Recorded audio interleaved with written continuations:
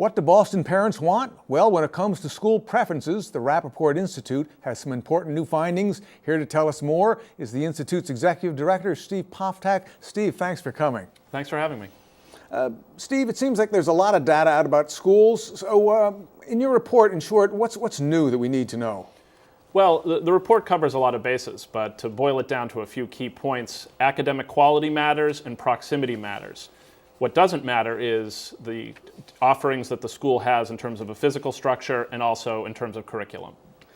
That seems to have been just reinforced by yesterday's Boston Globe, an article about enrollments dropping, and they pointed out that 5 years ago we pumped $50 million into the Burke for a new gym, new performing arts, new cafeteria, and the place is more than half empty. It supports what you guys are saying. That seems to be consistent. I think what we saw across the board is that these offerings, while desirable in many ways, are not correlated with strong demand for schools. What is correlated with strong demand for schools is proximity and academic quality, or at least academic quality as measured through performance on the MCAS. Performance on the MCAS, we've been having some. Well, let's get to something that happened just a little while back. The MCAS results came out, and a realtor from Westwood leafleted around Reedville saying, well, if you move to Westwood, this is a good time to move there because we've got good schools. Yeah, that's what that realtor essentially did was able to time her promotional campaign with the school assignments being sent out, what schools people got into. So people who didn't get into desirable schools that very day were receiving a note saying, come to Westwood where all schools are excellent. And I think that's the goal for Boston, to try to make all of its schools excellent. And it's certainly it's a tremendous challenge in a school system with 56,000 children.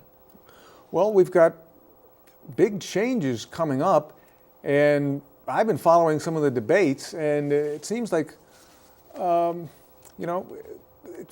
your data, it seems like West Roxbury is a neighborhood where there's a lot of the popular schools, and East Boston and Roxbury, not so many popular ones. So if we move to more neighborhood schools, that'll redistribute access to popular schools towards West Roxbury and away from places like East Boston and Roxbury.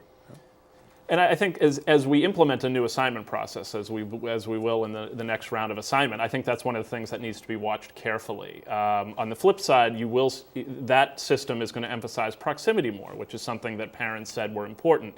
So I think it's important to see how those different factors interact, and are we in fact redistributing access to opportunity, or are we equalizing it? And I think that's that's a matter to be determined as this new system goes in place. Now, back before we were talking about the expensive new fiscal plant at the Burke didn't seem to do much, but some things seem to fall in between, like arts and music. You can't say that your data says that they don't matter, but then again, you can't necessarily say they do. Did I misread that one? Or? It shows up as not significant. Yeah. The data we have doesn't show us that it matters. What it shows matters really is the academic quality, proximity, and then I would say there's some more secondary factors like cleanliness, cleanliness of the facilities, and also some other elements like some of the location issues you mentioned. Excuse me. So the report, school choice data, it's popularity and location are the two main things. We've got a lot ahead of us moving forward on this. How can we best use the data to sort of improve the situation for everybody?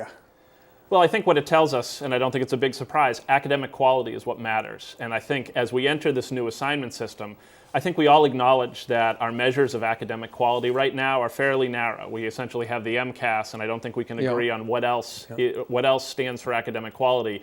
And I think it's a positive sign that the BPS is in fact engaged in a discussion right now of trying to determine how we can improve, how can we define quality, how can we improve it? We've got, half our schools are level 3 and level 4 schools. We've got to do a lot of improving fast. I don't expect you guys to have the solution, but is there some general directions that the data is pointing us? Well, I think some of the things that are being implemented now are reinforced by this data. People want K through 8 schools. People want access to schools that are closer to their homes. I think solving the quality issue, trying to do that, again, quickly is a real challenge. And we're starting to address it, but obviously that's one you want to address as fast as possible. Charter schools, an increasingly large part of the debate. What does this data mean for the charters? Well, I think to the extent that there's evidence that at least certain charters improve academic quality, I think there's clearly a place for them in this discussion. The data we looked at didn't include charters. I think we could certainly enrich the discussion by capturing more data on both the charters and the district schools going forward. In the old days, a lot of our data seemed to be more anecdotal. We had that story of there's one street in Dorchester where there are like kids attending 15 or 18 kids attending 15 different schools, something like that. Now we've got precise data. It sounds like a real improvement. In what ways does that improve our ability to focus on this? Well, I think the BPS, in the context of the discussion on reforming the school assignment plan, has been very open publicly with their data and also providing even richer data to researchers on a private basis. And I think that brings more people into the conversation, brings in more perspective. Rappaport Institute's done research, Harvard's Graduate School of Education, MIT, variety of people have taken a look at this data and provided feedback to the BPS on their plans. And I think that should only be encouraged. That's only a good thing. So if you're a parent and your kid doesn't get into a good school, you're kind of like, it's sort of like you're playing Russian roulette with its future, playing roulette with its future, and there really is an incentive to move out. I mean, doesn't the city have to move pretty quickly to turn this around? Although it does seem like they're working at it, certainly. They're certainly working at it. I mean, this has been a recurring theme. This has been a recurring theme for years. And as someone who's been through it several times on a personal basis, there is a tremendous amount of uncertainty involved that presents challenges as a parent here in Boston. Well, it's all part of a political debate that'll be continuing on into November and beyond, but now it's going to be informed by a lot better data. Thank you so much for coming by from the Rappaport Institute. Steve Poftak. Up next, the past and future of Mission Hill after this message.